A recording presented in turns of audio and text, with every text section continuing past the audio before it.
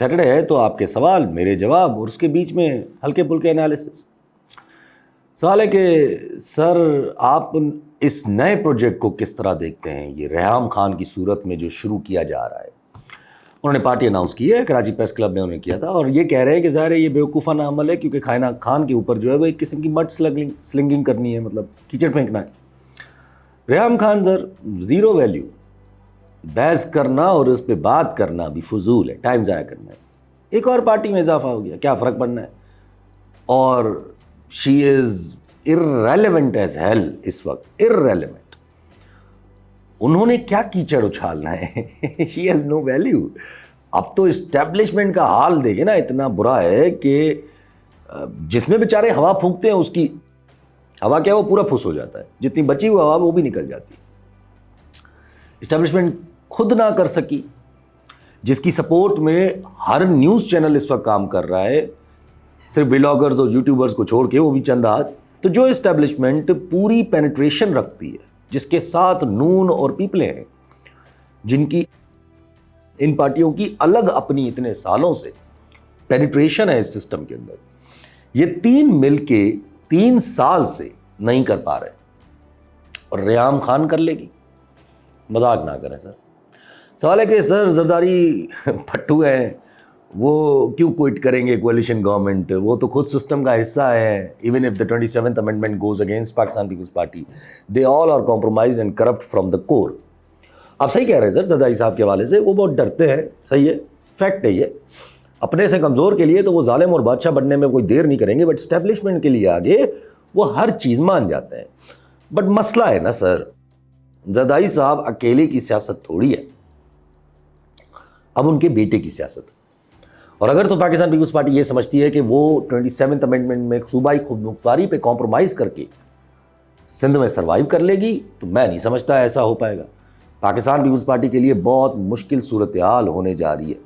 Pakistan People's party डरती होगी, compromise हो, भले हो। इस वक्त कोई और चारा भी ना हो पाकिस्तान पीपल्स पार्टी के पास, अगर सियासी हिसाब से सोचा जाए कि वो 27th सपोर्ट करने के अलावा और कोई चारा नहीं है। अदरवाइज उनको एस्टेब्लिशमेंट क्रश कर देंगे, नजर आएगा। लेकिन जो अमेंडमेंट पूरा हुलिया बिगाड़ के रख देगी सूबाई खुद मुख्तारी का, अगर पाकिस्तान पीपल्स पार्टी उसको सपोर्ट करती है, तो पाकिस्तान पीपल्स पार्टी फिर ज़ाहिर है अपना अंत समझे सिंध के अंदर, और वो होगा। सवाल ये कि सर ये सारा सिस्टम कब तक चलेगा, आपके ख्याल? खींचेगा सर, जब तक खींच सकते हैं खींचेंगे। अब एक तकरार काफ़ी है इस सिस्टम के लिए, आप देखिएगा। अब कहाँ से मैं शुरू करूँ? कुछ शख्स हैं जिनकी ज़िद है, जिनकी अना है, जिनकी ख्वाहिशात हैं। अब जब तक कॉमन एनिमी के अगेंस्ट खड़े हैं तब तक ये साथ रहेंगे और सिस्टम को घसीटते रहेंगे या घसीटने की कोशिश करते रहेंगे। बट फिर अपने मसाइल इनके उभरते हैं, जब ये सिस्टम को घसीटने पे आते हैं, इंटरनल प्रॉब्लम्स उभरते हैं। मैं मान ही नहीं सकता कि 27th अमेंडमेंट की बात हो, कॉन्स्टिट्यूशनल रोल की बात हो, सूबाई खुद मुख्तारी को हिलाने की बात हो, कोई फील्ड मार्शल का रोल क्रिएट करने की बात हो। ये सारी चीज़ें अगर होंगी तो भौंचाल आएगा, लेग पुलिंग होगी। ये मैं मान ही नहीं सकता कि ये ना हो। सवाल है कि brother hope you watch Najam Sethi saying while वो commenting on army chief's visit to Sri Lanka. उन्होंने यही बोला ना कि हेड ऑफ द स्टेट है, या उन्होंने बोला हेड ऑफ द स्टेट की तरह है। मैं नहीं समझता सर वो कोई बाकायदा कोई खिचड़ी बन रही है इसमें, नहीं ऐसा नहीं है, मुंह से निकल गया होगा उनके। क्योंकि यार क्या बचकाना बातें हैं कि बावर्दी सदर आ जाएगा, बावर्दी गवर्नर आ जाएगा, कुछ नहीं होना ऐसा।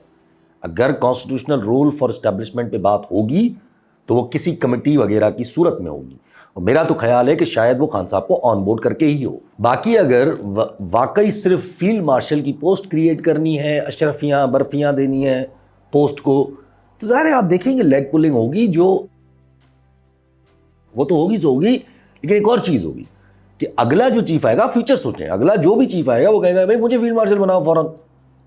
यही होगा ना, फिर हर कोई बनना चाहेगा। सो अगर सेठी साहब को ये समझते हैं कि सर नैरेटिव बना के आप इस्टेब्लिशमेंट के सरबराह को, फौज के सरबराह को हेड ऑफ द स्टेट बनाएंगे या बनाया जा सकता है, तो बुढ़ापे में शायद भूल गए हैं कि नैरेटिव ऐसे नहीं बनते।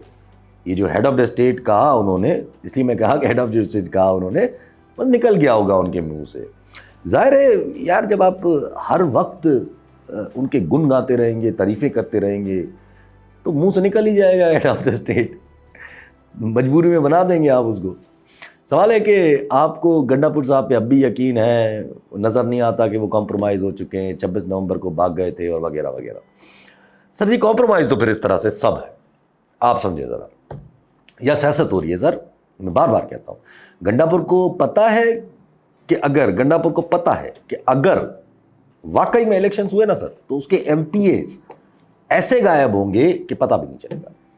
और ये जो पीटीआई वाले बैठ के आराग अलाप रहे हैं ना कि हम तो भले एमपीए जो है वो लोटे हो जाएं, हम देख लेते हैं कौन से वो लोटे होते हैं। कैसे देख लेंगे सर? सीक्रेट बैलेट होता है सेनेट इलेक्शन में, घंटा नहीं पता चलना आपको कि किसने किया, कौन था। और इस वक्त जो निज़ाम है, आपको लगता है कि वो कोर्ट्स वगैरह से कुछ होगा? वो याद है सेनेट में 7 वोट्स मुस्तरद हुए थे, कोर्ट ने क्या डायरेक्शन दी थी, क्या जजमेंट दी थी कि सेनेट के वो नहीं कर सकते। हाँ, और फिर पीटीआई ने सेलिब्रेट किया था सादिक संजरानी की जीत को, सेलिब्रेट किया था सर। हाँ वाह वाह, ताकत का मुजाहरा।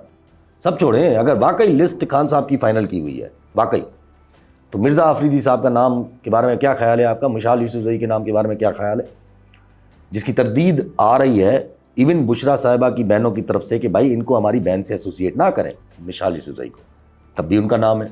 तो क्या खान साहब कॉम्प्रोमाइज़ कर रहे हैं? इसलिए कॉम्प्रोमाइज़ का लफ्ज़ इतना आराम से इस्तेमाल ना करें, या रेवोल्यूशन नहीं, सियासत हो रही है। और इस वक्त हालात भी वैसे नहीं है। मुझे गंडापुर साहब का नहीं पता है कि उनके जहन में कि उनकी नीयत क्या है, but right now what I feel है कि वो सिर्फ इतना कर रहा है कि यार जहाँ 8 मिलनी है वहाँ 6 मिल रही हैं, बहुत है, ये भी ना हाथ से निकल जाए। सो आई डोंट नो पीटीआई इससे अचीव क्या करना चाह रही है, ये जो लड़ाई उन्होंने शुरू की हुई है। बट ज़ाहिर है उसूलन तो पीटीआई को सियासत करनी चाहिए, जो सियासत कर रही है, डरी हुई है और कंट्रोवर्शियल भी कर रही है अपने इस सारे मामले को। ये तीनों चीज़ें पीटीआई को वीक कर रही है। अगर आप मुझसे पूछें तो ये जो लड़ाई चल रही है ये वीक कर रही है पीटीआई। अगर तो गंडापुर साहब को कोई टास्क दिया गया है एस्टैब्लिशमेंट की तरफ से, तो फिर तो खान साहब देख लेंगे। मिसाल यूसुफ मिर्जा आफरीदी कौन सी बड़ी बात है, दूसरे दिन निकाल दिए जाएंगे। इन जैसों को जिता दो, फिर वो टास्क मिला होगा। और अगर कोई ऐसा टास्क है तो फिर आई थिंक कुछ वहाँ से भी मिलेगा एस्टैब्लिशमेंट की तरफ से खान साहब को या पीटीआई को, वो फिर नजर आ जाएगा, जिसमें गंडापुर साहब अपने आप को क्लेम करेगा कि ये रिलीफ मैंने दिलाया। क्या मिलेगा मुझे नहीं पता, हो सकता है बुशरा साहिबा बाहर आ जाए, हो सकता है यास्मीन राशिद साहिबा बाहर आ जाए, कुछ ना कुछ ज़ाहिर है वो रिलीफ नजर आ जाएगा। बट अगर ये सोनली डर है पीटीआई का कि यार ऐसा ना हो कि गवर्नमेंट चली जाए, क्योंकि देखिए एक बार अगर सेनेट में पीटीआई के वोट से हट के किसी और को वोट पड़े, यानी कि पीटीआई की केपी के असेंबली में किसी और को जिता दिया गया पीटीआई से हट के, पीटीआई की डायरेक्शन के बावजूद, तो जवाब मिल जाएगा वोट ऑफ नो कॉन्फिडेंस का। आप याद कर ले सेनेटर यूसुफ नज़र गिलानी का। फिर आराम से ये जो कोर्ट ऑर्डर के बाद पीटीआई के लोटे जो आज़ाद डिक्लेयर होने हैं, फ़ायदा लेंगे, चले जाएंगे। ये जाहिर है फिर पीटीआई को कंप्लीटली मैदान से आउट करने की कोशिश होगी और मौजें लग जाएंगी नून लीग की for the time being establishment Noon league की। अब अगर वर्कर्स इतनी हिम्मत है, और आप समझते हैं कि इतनी हिम्मत है, और वाकई वो समझते हैं कि पीटीआई उसूलों से नहीं पॉलिटिक्स से सियासत कर रही है और गंडापुर साहब कॉज को हर्ट कर रहे हैं, तो फिर निकले वर्कर्स और फिर सिरे से ये जो ओथ हो रहा है ना रिजर्व सीट्स के हवाले से केपी असेंबली में, यही गलत है, यही रोक दें, यहीं से रोक दें। फिर समझ आ जाएगा कि हाँ वाकई बिल्कुल उसूलों पे खड़े हैं भाई। अदरवाइज खामोश बैठे और सियासत करने दें अपने लीडर्स को। सवाल है कि do you think that Zardari's power politics has destroyed any future Bilawal had as a leader of Pakistan, and do you think in the decades time Pakistan People's Party will lose Sindh too, as one way or the other people's voice has to be heard no matter how much time it takes? Sindh का तो मुझे नहीं पता sir, Sindh के बहुत dynamics हैं, कोई और पार्टी इंटरेस्ट ही नहीं लेती। आप पीटीआई का ले लें, आप खान साहब का ले लें, किसी ने इंटरेस्ट नहीं लिया है अपर सिंध या होल ऑफ सिंध कह लें, सिवाय कराची में चले वो कर लेते हैं जो करना है उन्होंने, बाकी तो किसी ने भी कोई इंटरेस्ट नहीं लिया है। तो पीपल्स पार्टी को आप ब्लेम तो कर सकते हैं, लेकिन फिर बाकियों पर भी ब्लेम डालें प्लीज़। तो सवाल है कि भाई बाकी रह गई आपकी बाकी बातें, यू आर एब्सोल्युटली राइट। मैं हमेशा कहता हूँ कि जरदारी साहब सियासतदान नहीं है, पावर ब्रोकर है।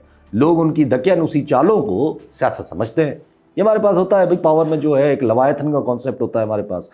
मैंने हमेशा कहा है कि थॉमस हॉब्स का लवायथन भी चाहिए हमें, और फिर स्टेट ऑफ नेचर हमें फिर रूसो की चाहिए। ये बड़ा कन्फ्यूजिंग स्टेटमेंट है। खैर, कहाँ पीपल्स पार्टी थी बेनज़ीर की ज़माने में, क्या पार्टी थी, और आज कहाँ है आप खुद ही देख लें। लेकिन जाहिर है बिलावल साहब की सियासत तो ख़राब की है इन्होंने, क्योंकि पूरा पावर पे बिठाया हुआ सिस्टम गिरेगा। बट ज़रूरी नहीं है कि लॉन्ग टर्म में ख़राब रहे। देखिए हालात बदल जाते हैं। आज यही पाकिस्तान पीपल्स पार्टी सिस्टम का हिस्सा है, कॉम्प्रोमाइज्ड है, वीक है। कुछ टाइम बाद जब सूबाई खुद मुख्तारी पे अटैक हुआ तो यही पीपल्स पार्टी फिर अगेंस्ट हो जाएगी और फिर सिंध में तो उसकी पॉलिटिक्स बच जाएगी ना सर, जाहिर है पॉपुलर पॉलिटिक्स भी आ जाएगी बिलावल साहब के हाथ में। इसी मैं नहीं समझता कि जरदारी साहब इन चीज़ों से डर जाएंगे, ये जो इनको डराया जा रहा है अभी, जो अभी बताई जा रही हैं कि होने जा रही हैं। हाँ ठीक है, शायद उनको सदारती ओहदे से कभी ना कभी हाथ धोना भी पड़ जाए, वो भी बहुत मुश्किल है, वो बहुत मुश्किल है, फिर वो पूरा सिस्टम जाएगा अगर ऐसा कुछ होता है तो। लेकिन बिल्कुल ही डंडा चलाया गया, सब कुछ किया गया, क्योंकि अब तो वो नैब के रेफरेंसेस भी तैयार हो रहे हैं, नाम मलिक रियाज का लिया जा रहा है, लेकिन टारगेट जरदारी साहब हैं, सबको पता है। सो डरा लें जितना डरा सकते हैं, लेकिन मुझे तो ये समझ नहीं आ रहा कि इस्टेब्लिशमेंट को क्या लगता है, ये सियासतदानों को कॉम्प्रोमाइज़ करके सूबाई खुद मुख्तारी जैसी चीज़ों में छेड़छाड़ कर लेंगे और कुछ नहीं होगा, फिर डंडा देंगे लोगों को। ये कैसे मुमकिन है? ये जो 27 अमेंडमेंट में मिनरल्स वाली कहानी, ये पुलिसिंग जो आपने अब पूरे मुल्क में हाथ में लेना चाहते हैं, ये चीज़ें इतना शोर करेंगी सर कि सब पावर पॉलिटिक्स भूल जाएंगे, फिर इंक्लूडिंग इस्टेब्लिशमेंट वो भी भूल जाएंगे। खैर, सवाल है कि आप कहते हैं कि एंड में तो डील होनी है, ठीक है, आप अग्री करते हैं मुझसे कि एंड में डील होनी है। जंग के बाद ये कहते हैं कि एंड में ज़ाहिर डील ही होती है, लेकिन आपको नहीं लगता कि इन द सेम शक्लों के साथ डील तकरीबन नामुमकिन है? ज़ाहिर पर्सनल ईगो है और ये सारी बातें हैं, 2019 2025 जो भी है। खैर देखिए सर, आप ठीक कह रहे हैं, इन शक्लों के साथ ज़ाहिर डील के आसार नहीं है या कब नज़र आ रहे हैं, बट कहा कुछ नहीं जा सकता अब भी। देखिए मामला पर्सनल है, तो जब पर्सनल सोच बदल जाए तो सब सेट, सब फर्स्ट क्लास, वहाँ से बदले, इट डजेंट मैटर। इसे फिलहाल आप सही कह रहे हैं, ईगो और अना बरकरार है। मैं तो चाहता हूँ कि सेम शक्लों के साथ कुछ मामला बन जाए, नुकसान हो जाएगा मुल्क का अदरवाइज, नहीं तो फिर ज़ाहिर है फिर ताकतवर लड़ेगा, हो सकता है ताकतवर आगे निकल जाए, कमज़ोर पीछे रह जाए, हो सकता है मार दिया जाए कमज़ोर, और ताकत उनकी यानी कि इस्टेब्लिशमेंट या बाकी या स्टेट की जो है वो स्टेट मशीनरी में है, बंदूक में है, और खान साहब की आवाम में है। तो अगर ये फार्मूला है और ये फार्मूला को लेके आगे चलना है और इस तरह ही चलना है, तो फिर ज़रा ज़ाहिर है लड़ाई तबाही एंड में होनी है। कौन हारता है कौन जीतता है नोबडी नोज़। एक दूसरे से भिड़ भी जाए, चले मान लिया आपकी बात, एक दूसरे से भिड़ जाएं, लड़ जाएं, रेवोल्यूशन आ जाए, ये तो नहीं हो रहा ना, रेवोल्यूशन तो नहीं आ रहा, नज़र आ रहा है यहाँ तो सियासत हो रही है, इसलिए मिर्ज़ा आफरीदी जैसे PTI सेनेटर बना रही है। इसका मतलब सियासत के थ्रू रेवोल्यूशन लेके आना है आपको, सियासत के थ्रू, कि सियासत के थ्रू बात भी बने और फिर सेम शक्लों के साथ भी ना बने, तो फिर भौचाल का आप इंतज़ार करें। भौचाल आता है जब मुफादात का टकराव होता है, जब लेग पुलिंग होती है। मुफादात 27th अमेंडमेंट के बाद ये सामने टकराव होते नज़र आएंगे। अमेरिका की हालात और डिमांड्स देखने की वजह से या उसके मानने की वजह से लाजमन लेग पुलिंग नज़र आएगी। सो तब अगर कोई इस सिस्टम को उस वक्त हिट करे तो फिर वो डील ऐसी होगी, वो भी डील ही होगी, वो डील ऐसी होगी जो लगभग रेवोल्यूशन नज़र आएगा। सवाल है कि sir, do you still think the story is going to finish before November? Story finish का मैं नहीं सोचता, लेकिन मैं आपको समझाता हूँ, ये सोचने वाले का सवाल ही नहीं पैदा होता। मैं आपको समझाता हूँ, थोड़ा सा भी लॉजिकल सिचुएशन को देखें और हिस्टोरिकल पर्सपेक्टिव को देखें और टाइमिंग्स को देखें तो चांसेस नज़र आते हैं इस चीज़ के। हमने एक दिन में सूरत हाल बदलते देखी है मुल्क में, हमने एक दिन में स्टेटमेंट्स चेंज होते भी देखी है जब स्टेक्स बड़े हों। और मैं ये बात कर रहा हूँ क्योंकि सिचुएशन ऐसी बनती नज़र आ रही है जहाँ स्टेक्स बढ़ते जा रहे हैं। मिसाल मिनरल्स चाहिए, क्यों चाहिए? अमेरिका को खुश करने के लिए चाहिए। अमेरिका को क्यों खुश करना है? क्योंकि आपकी वीकनेस को अमेरिका एक्सप्लॉइट कर रहा है। अब मसला ये है कि वीकनेस तो ख़त्म हो नहीं रही, क्योंकि ये मुल्क की वीकनेस की बात नहीं है, ये पर्सनल वीकनेस की बात है। तो वो तब ख़त्म होगी जब खान कॉम्प्रोमाइज़ करेगा, या खान कॉम्प्रोमाइज़ होता है तो खान तो कॉम्प्रोमाइज़ नहीं हो रहा। और अमेरिका का मसला ये है कि वो वीकनेस को इस्तेमाल करता रहता है और डू मोर की डिमांड्स करता जाता है। अब अमेरिका की डिमांड्स क्लियर हैं फिलहाल, ईरान, चाइना, इसराइल, इसके अलावा कोई डिमांड नहीं आएगी। हाँ ठीक है, इमीडिएटली कोई दबाव नहीं है। अभी तो अमेरिका मोदी को टाइट करने के चक्कर में हमारा फ़ायदा किए जा रहा है। उसको बेचारे को, मोदी को इतना टाइट कर दिया है कि अब तो अमेरिका मान रहा है कि 5 जहाज़ गिरे। खैर अब, और वो कर ही इसीलिए आ रहा है अमेरिका, ताकि मोदी भी थोड़ा साइज़ में आए, इंडिया भी थोड़ा साइज़ में आए, पाकिस्तान और इंडिया पर एक पेज पे आ जाए इस खित्ते के अंदर। और अमेरिका लगा हुआ है कि बैंड बजाने में इस वजह से मोदी की, लेकिन मोदी कुछ नीचे आ जाए, मैं नहीं मानता, मैं नहीं समझता कि मोदी नीचे आएगा। तो जब मोदी नीचे नहीं आएगा दैट मीन्स इंडिया न्यूट्रलाइज नहीं होगा। रिजीम चेंज आप इंडिया में नहीं कर सकते, अमेरिका यूक्रेन में करने का सोच रहा है, कर ले भले, लेकिन इंडिया बहुत अलग चीज़ है। मीनिंग अमेरिका आपको कितना भी फेवर कर ले, जियोपॉलिटिकल सिचुएशन में आप वीक ही रहेंगे, बिकॉज ईरान के साथ आपके रिलेशनशिप ट्रबलिंग हो गए हैं after this recent war. Iran के साथ अब भी ट्रबलिंग है क्योंकि अमेरिका आपको फंसाता जा रहा है। ये जो ईरानियन एम्बेसडर को मोस्ट वांटेड लिस्ट में शामिल कर दिया है, आपको क्या लगता है ये एक्सप्लॉइटेशन के लिए इस्तेमाल नहीं होगा? अमेरिका चाह रहा है कि आपके और ईरान के ताल्लुकात में डेंट आए, और चाइना भी अब ईरान की तरफ ज़्यादा देखेगा सर, आपकी तरफ नहीं। आप इंडिया के हिसाब से चाइना के लिए इंपॉर्टेंट हैं, ठीक है, बट इंडिया चाइना ये दोनों ऐसे हैं, या इंडिया अमेरिका, ये दोनों के मामलात इनके मामलात बन जाएंगे। ये सिर्फ मोदी की पॉलिसी की वजह से जो वक्ती है उसमें दुनिया में ये इस तरह नज़र आ रहा है, इस वजह से मसले उभर रहे हैं। और अभी अफगानिस्तान के रिकग्निशन का मामला शुरू होगा, आप कितना अमेरिकन साइड पे जाकर रेजिस्ट करोगे?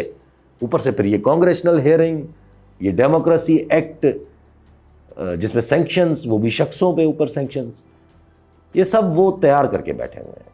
फिर सोने पे सुहागा आप मुल्क के अंदर एक इंतशार की बातें कर रहे हो, वीज़ावी बलूचिस्तान, KPK, सिंध, क्योंकि मिनरल्स, सूबाई खुद मुख्तारी में हाथ डालना है, क्योंकि अमेरिका को मिनरल्स देकर थोड़ा पीछे धकेलना है। क्रिप्टो के ज़रिए मनी लॉन्ड्रिंग की दुकान बनने जा रहे हैं हम ट्रंप ख़ानदान के लिए, मतलब ये उल्टा हमें नुकसान देगा, ट्रंप ने ताउम्र थोड़ी ना रहना है। You think all of this going to favour the country?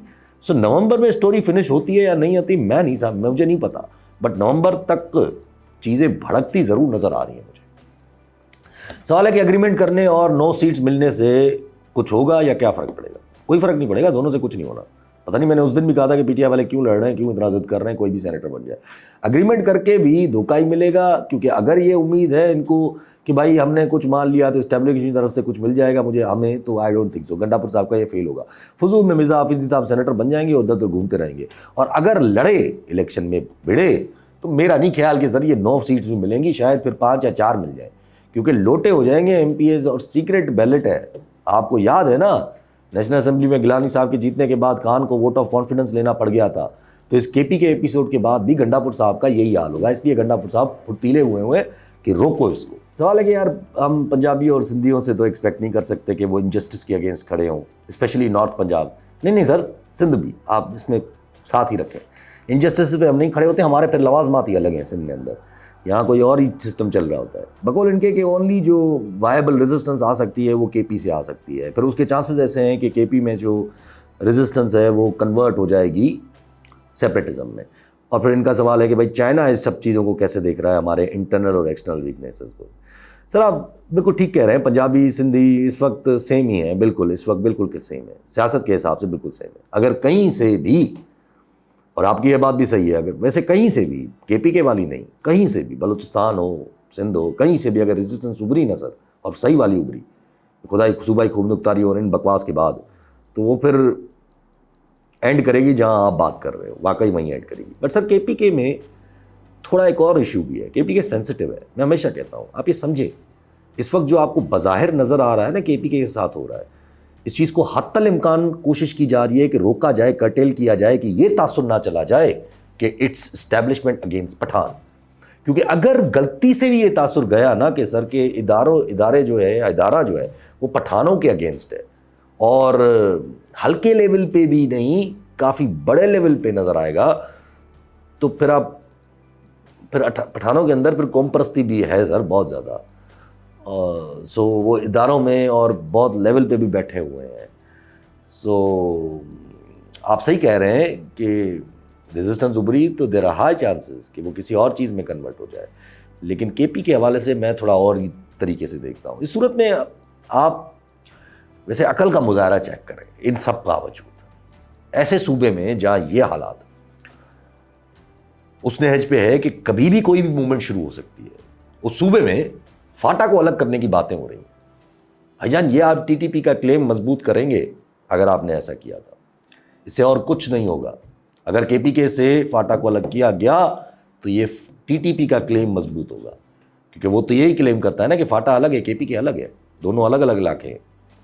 और मुझे तो ये समझ नहीं आ रहा कि अपने आप को इतना वीक करके आसरा क्या है किस चीज़ का है। इंडिया ने इस्तेमाल करना है, जो अभी वो कर रहा है अभी तक। ईरान और अफगानिस्तान दोनों से आपके ताल्लुकात अच्छे नहीं हैं। चाइना का इंटरेस्ट है अफगानिस्तान और ईरान दोनों को अमेरिका डिस्टेबलाइज करके बैठा हुआ है अभी तक। आप अमेरिका की उठाने में पूरे हो। ये सारी चीज़ें चाइना को बड़ा क्लियर नज़र आ रही होंगी, बट ज़ाहिर है स्टेट पॉलिसीज़ वक्ती मुद्दत से चलती हैं, शख्सी से चलती हैं। हमारे मुल्क में अभी झुकाव कहीं और है, मजबूरी की वजह से है। मजबूरी नहीं तो झुकाव किस बात का? तो फिर न्यूट्रलाइज भी हो सकती हैं, न्यूट्रल भी हो सकती हैं चीज़ें, अब तो हो भी नहीं सकती। और फ़र्क रखें आप, एक होती हैं स्टेट की मजबूरियाँ, IMF वगैरह ये वो, दूसरी होती हैं पर्सनल मजबूरियाँ, जिनकी वजह से फिर स्टेट की मजबूरियाँ क्रिएट हो जाती हैं। और फिर चाइना को भी नज़र आ रहा होगा कि ये झुकाव पर्सनल मजबूरियों की वजह से है, जिसकी वजह से स्टेट की मजबूरियाँ और क्रिएट होगी, और इस वजह से वो शदीद स्केप्टिकल होगा कि उसके फ्यूचर के इंटरेस्ट पाकिस्तान में सेफ हैं भी या नहीं। तभी मैं कहता हूँ कि वो ईरान की तरफ ज़्यादा देखेगा। और रीसेंट एपिसोड की वजह से मुझे यकीन है कि चाइना का झुकाव आप देखिएगा ईरान की तरफ ज़्यादा बड़ा होगा। हमने दोनों के बीच में बैलेंस रखने की पूरी कोशिश की है, बट जब दोनों का मकसद एक दूसरे को झुकाना है तो फिर आप बीच में बैटल ग्राउंड तो बन जाओगे, ब्रिज नहीं बन सकते। सवाल है कि क्या खान जिंदा रहेगा, रिहा होगा? PTI पूरी हाईजैक हो चुकी है। ये इनकलाब के शुरू का साल है, अभी सिर्फ नज़रिया वाजे होगा, फिर आगे बढ़ेंगी और फिर जिद्दोजहद ताउमर जिद्दोजहद चलती रहेगी। एक तो मुझे ये समझ नहीं आता। देखिए, इसका बड़ा सवाल, आसान का सवाल है, आपके सवाल का बिल्कुल आसान जवाब देता हूँ। अगर खान अपनी रेजिस्टेंस में इतने साल के बाद भी नाकाम हुआ तो फिर लंबे अरसे तक किसी ने नहीं आना है, ये आप लिख लें। फिर दुआ करें कि कोई डिक्लार खुद ही आ जाए कि वो फैसला ले ले कि बस यार अब नहीं, क्योंकि रोकने वाला खान की जिद्दोजहद के बाद मैं नहीं समझता कि लंबे अरसे तक कोई और अभी आ सकता है। सवाल है कि सर खान का social media Imran Khan jail से चला रहा है? अगर नहीं तो फिर सोशल मीडिया से की गई गुफ्तगू या बातों को खान साहब की बातें क्यों माना जाता है? वाह सर, अब इसका सिंपल जवाब दूं, क्योंकि वो इमरान खान साहब का अकाउंट से हो रहा है या उनके अकाउंट से पोस्ट हो रही है सारी चीज़ें। आपको क्या लगता है आज तक कितनी बार खान साहब को बताया गया होगा कि सर आपके अकाउंट से ऐसे ऐसे ट्वीट हो रहे हैं? लाजमन बताया गया होगा, एक बार भी नहीं 1000 बार बताया गया होगा।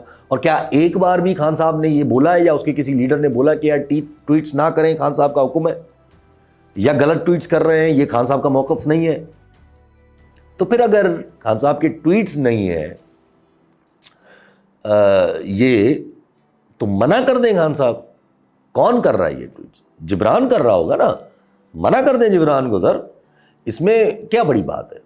उसको भी जाहिर है किसी के थ्रू खान के वर्ड्स पहुंचते होंगे, तो वो कौन है जो लफ्ज़ पहुंचा रहा है? अलीमा खान साहिबा पहुंचा रही हैं, उनको मना कर दें अलीमा खान साहिबा को। सर जी ये ऐसे नहीं है, आप बेतुकी बात कर रहे हैं। वो खान का अकाउंट है, खान के अकाउंट से बोल रहा है, और ये बात खान खुद ही कर रहा होगा। Khan will play with every card he has. सवाल है कि खान साहब कब फ्री होंगे और कितने महीने लगेंगे और कितनी देर लगेगी? 1 महीने में नहीं होंगे फ्री। वाह यार, क्या बात कर रहे हैं सर, कितने महीने लगेंगे? या सिचुएशन अब आराम से जेल से निकलने वाली नहीं है और नज़र भी नहीं आ रही है। अब सिचुएशन थोड़ी लड़ाई और मुश्किल होती जा रही है।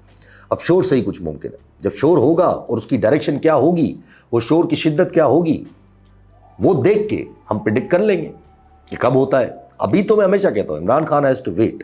ये मेरा कंसीडर्ड ओपिनियन है, खान साहब हैज़ टू वेट। अगर खान साहब को अपने टर्म्स के हिसाब से कोई डील चाहिए, अदरवाइज कर ले डील। सवाल है कि sir I am big fan, regular reviewer, always agreed with your analysis, but this time आपके एनालिसिस और कंक्लूजन थोड़े सही नहीं थे। ये कह रहे हैं, अब इनके सवाल आते हैं, ये कह रहे हैं कि 27वीं अमेंडमेंट होके रहेगी, ये इनका ओपिनियन है, बट लेट्स अज्यूम कि हो जाती है। अगर इसमें कोई रोल क्रिएट करना है एस्टैब्लिशमेंट के लिए, और अगर वो रोल सिर्फ और सिर्फ किसी कमिटी के थ्रू होता है ना कि फर्दी, तो फिर मसला नहीं होना चाहिए। और अगर खान ने उसको नहीं माना तो मसला वक्ती तौर पे तो होगा, बट उसको बुलडोज किया जा सकता है। फिर वो सवाल एस्टैब्लिशमेंट के लिए होगा कि बुलडोज करने के बाद, एस्टैब्लिशमेंट के लिए ये सवाल रहेगा या बुलडोज करने के पहले भी रहेगा, कि अगर थोड़ी कुर्बानी देकर खान को भी ऑन बोर्ड किया जाए और कॉन्स्टिट्यूशनल रोल के लिए, मैं कुछ नहीं कह सकता कि ऐसा हो जाए। हो सकता है कि फट से फिर दोनों की सोच भी बदल जाए। बट अगर फील्ड मार्शल का रोल क्रिएट करना है तो मैं नहीं समझता कि इतनी आसानी से हो जाए। अगर बावर्दी सदर चाहिए तो मैं नहीं समझता कि इतनी आसानी से हो जाएगा। अगर सूबाई खुद मुख्तारी के मामलात को हिलाना है तो भी मैं नहीं समझता कि इतनी आसानी से सेल कर जाएगा। सवाल है कि chief will remain for 10 years. I don't think so. इससे आगे मैं कुछ नहीं कहूँगा, आपकी राय है ये, लेकिन 10 साल क्या, मैं तो नहीं देखता हूँ। खैर, सवाल है तीसरी पॉइंट है इनकी कि this hybrid system will remain 10 years. May be yes, but अगर पीटीआई और खान साहब को बाहर रखना है और यही बिना पैरों वाली सरकार चलानी है तो इम्पॉसिबल है सर। आप आइसोलेशन में ना सोचें ना सर, थोड़ा ये भी देख लें कि जहाँ से ये डोरें आ रही हैं वहाँ क्या मामला चल रहे हैं, और आपको या आपके इस 10 साल के सिस्टम के लिए वो आपसे क्या चाहते हैं, आपसे वो हो भी पाएगा कि नहीं। सुनो, मैं इस सिस्टम को 10 साल चलते सवाल ही पैदा नहीं देख रहा। शक्लें बदल जाएं, निज़ाम सेम रहे, वो अलग बात है। एंड आई मीन कि शक्लें दोनों तरफ से बदल जाएं और फिर निज़ाम वही रहे, वो एक अलग बात है। चौथी पॉइंट है इनके जुडिशरी बिल्कुल कॉम्प्रोमाइज़ हो जाएगी और भी ज़्यादा। ये तो बहुत सेकेंडरी इशू है सर, हो जाए कॉम्प्रोमाइज़। ऊपर जब मामलात वीक पड़ेंगे तो जुडिशरी में मेरे रवैये बदल जाएंगे, ये फैक्ट है। क्योंकि लोग तो अभी भी वही हैं जो पहले थे, सिर्फ डर, दबाव और लालच से चंद लोगों की सोच बदली गई है जुडिशरी के अंदर, और तो कुछ नहीं हुआ है। पॉइंट है कि People's Party will do everything to make Bilawal prime minister. और वो कैसे होगा? इस सिस्टम को सपोर्ट करके। अगर इसी तरह चलता रहा और बकौल आपके कि 10 साल चलेंगे ये, तो फिर अगला पीएम मरियम होगी या बिलावल? इसका जवाब अगर आसानी से आपको मिल जाए ना, तो मैं आपकी इतनी लंबी की प्लानिंग मान लूंगा कि ये 10 साल चलेंगे। पॉइंट है कि NFC award will be more controversial. तो फिर जब आप ये मानते हैं कि एनएफसी में छेड़छाड़ होगी, तो आपको क्या लगता है इतनी आसानी से हो जाएगा फिर सब कुछ? हम फेडरेशन है सर, और फेडरेशन बन के ही आगे बढ़ सकते हैं। सेंट्रलाइजेशन जितनी करेंगे उतने सूबे फेडरेशन से अलग होने की बातें करेंगे। पॉइंट है कि Imran Khan will never come out of the jail until PTI leadership. अच्छा चले, मान लिया दूसरी लीडरशिप आ गई, उससे क्या हो जाएगा सर? सर जी, यहाँ पर्सनल मामला आते हैं और आपको लीडरशिप की कॉम्प्रोमाइज़ है, इसलिए वजह से आपको लग रहा है कि खान जेल में। इतनी तो आप शक्ल बदल चुके हैं पीटीआई वाले, उससे क्या फ़र्क पड़ा है? अब भी क्या पड़ेगा? सवाल है कि हल क्या है? हल यही है कि उसको जेल से निकालो, फेयर इलेक्शंस करवाओ, जो जीते और जिस नज़रिए से जीते उसको अपना नज़रिया अपनाने दो, अप्लाई करने दो। इस्टेब्लिशमेंट बन के बाकी ममालिक की तरह इलेक्टेड पीएम को फॉलो करे, चाहे कुछ भी हो जाए। और अगर कहीं पीएम स्टेट के खिलाफ जाए तो उसको एक्सपोज करे और लीगली गेम करे, ना कि दावड़दूज करे जैसे करते आए हैं। अपने मफादात को दूर रखें। चीफ ऑफ आर्मी स्टाफ मुल्क नहीं चलाता, अवामी लीडर चलाता है। इसी तरह सब इदारे अपने अपना काम करें और ऐसे रिपीट करते रहें। 5 साल बाद खुद ही मामला हल हो जाएंगे। यहाँ कोई जादू की छड़ी नहीं चलती है, सिर्फ एतमाद चलता है। जिस मुल्क में पूरे सिस्टम जो इस वक्त बैठा हुआ है उस पर एतमाद ना हो, उस मुल्क में आप उम्मीद लगाएंगे कि चीज़ें सही हो जाएंगी, सवाल नहीं पैदा होता। बट जाहिर है इन चीज़ों की परवाह नहीं होती पावर में बैठे लोगों को, सो हल ज़बरदस्ती लाना पड़ेगा आपको। सवाल है कि what's the point of starting the topic with the name of IK and clarifying that he is Pashtun? Why not thinking about he is one who speak to the nation, not only for the Pashtun people and all Pakistani. We have never heard you clarifying about Nawaz or Zardari family. Only they are from Pakistan. No, because we have people sitting. मुझे तो आपका सवाल ही समझ नहीं आ रहा। आप मेरे ऊपर तनकीद करना चाह रहे हैं, क्या बात कर रहे हैं, मुझे तो ये नहीं समझ आ रहा। मैं सिस्टम का हिस्सा हूँ। खान के अगेंस्ट कोई नैरेटिव बना रहा है या मैं बना रहा हूँ? क्या बातें कर रहे हैं? ठीक है, इतनी वैल्यू आप दे रहे हैं मुझे कि मैं नैरेटिव बना रहा हूँ खान की अगेंस्ट। इतनी वैल्यू अगर मुझे सिस्टम वाले दे देते तो आज सिस्टम बेहतर होता सर। अब मैं क्या जवाब दूँ इसका? आप ठीक कह रहे हैं, जो भी कह रहे होंगे। सवाल है कि जब 3 से 5 लाख लोग सिस्टम पलटा सकते हैं, पलटाने के लिए चाहिए हों, और खान साहब के हर जलसे में जब मिलियन लोग आते थे तब भी वो बाजवा के नीचे क्यों गए?